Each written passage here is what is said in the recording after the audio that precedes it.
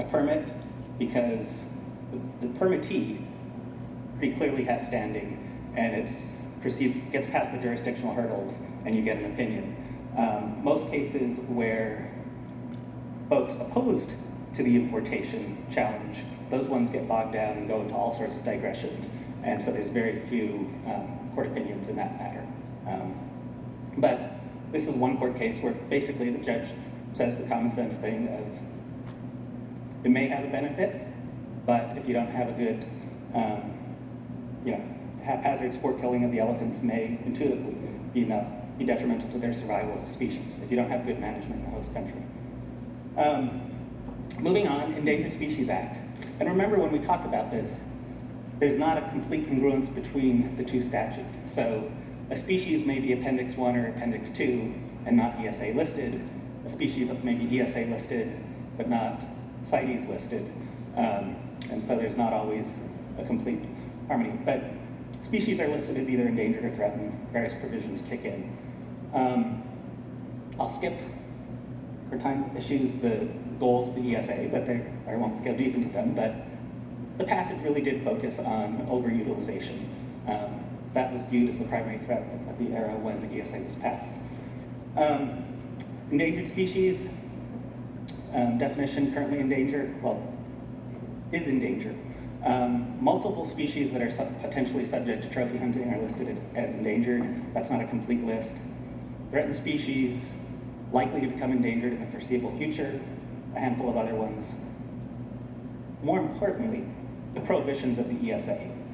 So the take prohibition, which is the main one that applies to non-federal entities, it only applies domestically in the high seas. So it doesn't regulate, say, the shooting of an elephant in Zimbabwe. But it does prohibit the import or export absent a permit.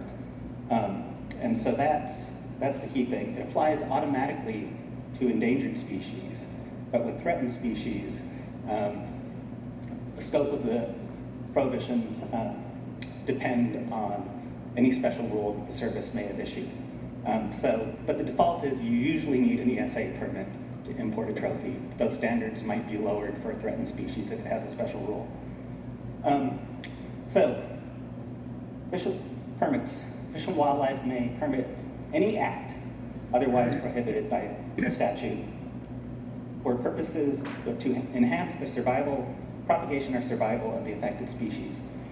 When this is passed, the general sense was that enhancement means things such as captive breeding. We wouldn't have black-footed ferrets in the wild if we didn't take them out of the wild, which would otherwise be a violation. You breed them, you reinstall them in the wild. Same with the wolves in Yellowstone, that required these kinds of permits. The question is, can these permits be used for other activities, such as bringing a trophy in? Permits and time constraints, I'll skip through this. They have a public process. One of the key things is to highlight the difference between take and import. A permit for a foreign hunted trophy is needed for the import, not the take. But the statute requires the act otherwise prohibited by the ESA to enhance the propagation or survival of the species. So even if a hunting program could be viewed as enhancing the species conservation, does the importation of a trophy into the US do so?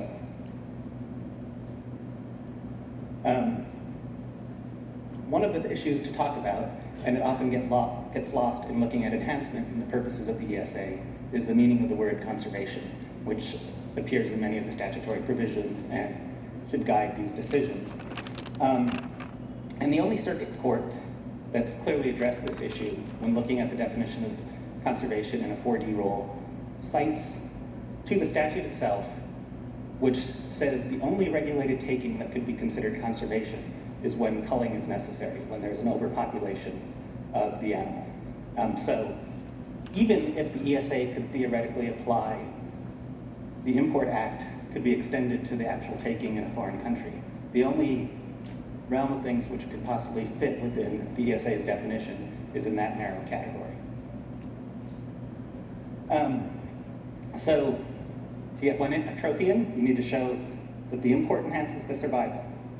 Now, generally, that's our interpretation of the statute. That's the plain language of the statute. In practice, lots of things get imported, and the general pattern of it is what what people have earlier said is pay-to-play, which is the importer pays money to either the entity they're hunting from, a conservation group in the host country, or some entity who will take that money and theoretically use it to help conserve the species. But again, the pay-to-play focuses on the action, the hunt, rather than the import. And it's unclear whether that could actually meet the statutory criteria. And putting aside the issue, which lots of people have raised, is can you actually trace if the money goes towards conservation? If we accept a pay-to-play model of enhancement, it's really a slippery slope. If a sport hunter can do it, can a restaurant? Can a clothing maker?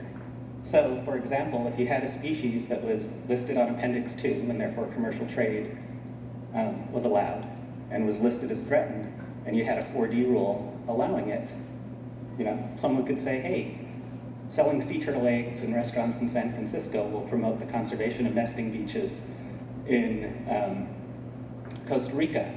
Why don't we have that as a rule? It's structurally, legally, a very similar argument, even if the ethics, the politics of it are very different.